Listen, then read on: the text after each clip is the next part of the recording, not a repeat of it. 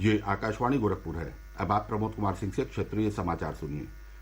प्रधानमंत्री नरेंद्र मोदी ने आज उत्तराखंड के केदारनाथ में विभिन्न विकास परियोजनाओं की आधारशिला रखी और कुछ अन्य को राष्ट्र को समर्पित किया। प्रधानमंत्री ने श्री आदि शंकराचार्य की समाधि और मूर्ति का भी अनावरण किया।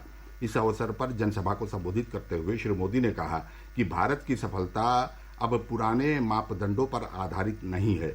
उन्होंने जोर देकर कहा कि भारत अपनी सेना को आत्मनिर्भर बना रहा है। प्रधानमंत्री ने कहा कि एक भारत श्रेष्ठ भारत कार्यक्रम राष्ट्रीय एकता को दर्शाता है और उन्हें गोवर्धन पूजा के दिन बाबा केदारनाथ के दर्शन का सौभाग्य मिला है। राष्ट्रीय एकता की ताकत को बढ़ाने वाला एक भारत श्रेष्ठ भारत का भव्य दर्शन सहज जीवन व्यवस्था का हिस्सा था। बाबा केदारनाथ के दर्शन करके हर श्रद्धालु एक नई ऊर्जा लेकर जाता है। आदि शंकराचार्य की विरासत को, इस चिंतन का आज देश अपने लिए एक प्रेरणा के रूप में देखता है। प्रधानमंत्री ने भारत की महान आध्यात्मिक ऋषि परंपरा का स्मरण किया। उन्होंने कहा कि भारतीय दर्शन में मानव कल्याण प्रमुख है। श्री मोदी ने रामचरितमानस की एक चौपाई का भी उल्लेख किया।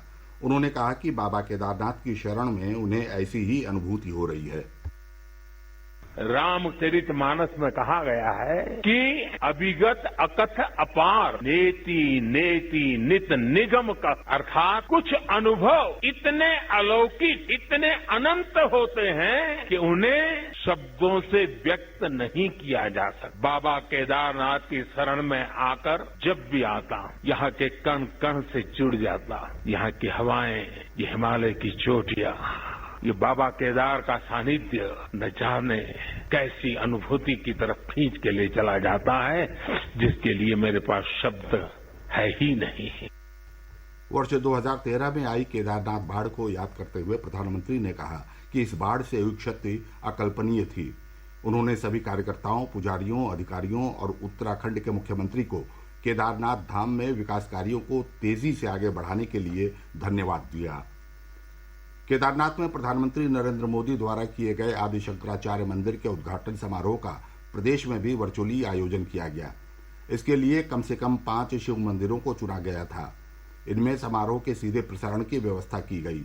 मथुरा, अयोध्या, वाराणसी, प्रयागराज, बरेली, लखीमपुर खीरी, अलीगढ़ और गोरखपुर जैसे प्रमुख धार्मिक शहरों में विशेष पूजा का आयोजन किया गया।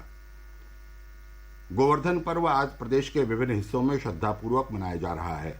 ये त्योहार दीपावली के अगले दिन मनाया जाता है। मथुरा और वृंदावन के मंदिरों में आज सुबह से ही श्रद्धालु बड़ी संख्या में पहुंचकर गोवर्धन पूजा कर रहे हैं। प्रदेश के ऊर्जा मंत्री श्रीकांत शर्मा भी आज मथुरा में गोवर्धन पूजा में शामिल हुए। उन्होंने गोवर्धन की परिक्रमा की और प्रदेशवासियों को पर्व की बधाई दी। आज दीपावली महापर्व का चौथा महत्वपूर्ण पर्व अन्नकूट भी मनाया जा रहा है। इस अवसर पर अयोध्या में विशेष उत्साह है। ब्यौरा हमारे अयोध्या प्रतिनिधि से।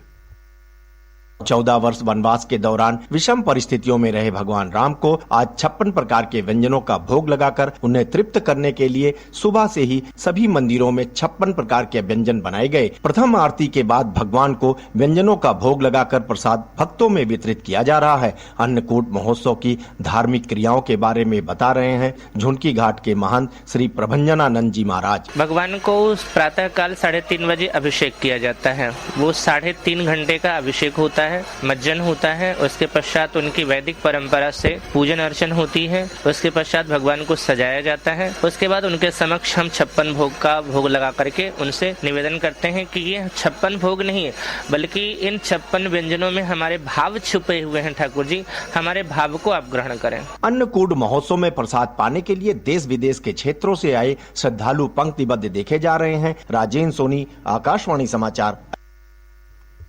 मथुरा जनपद में यमुना एक्सप्रेस वे पर आज तड़के एक भीषण सड़क दुर्घटना में 5 लोगों की मृत्यु हो गई और 6 अन्य घायल हो गए।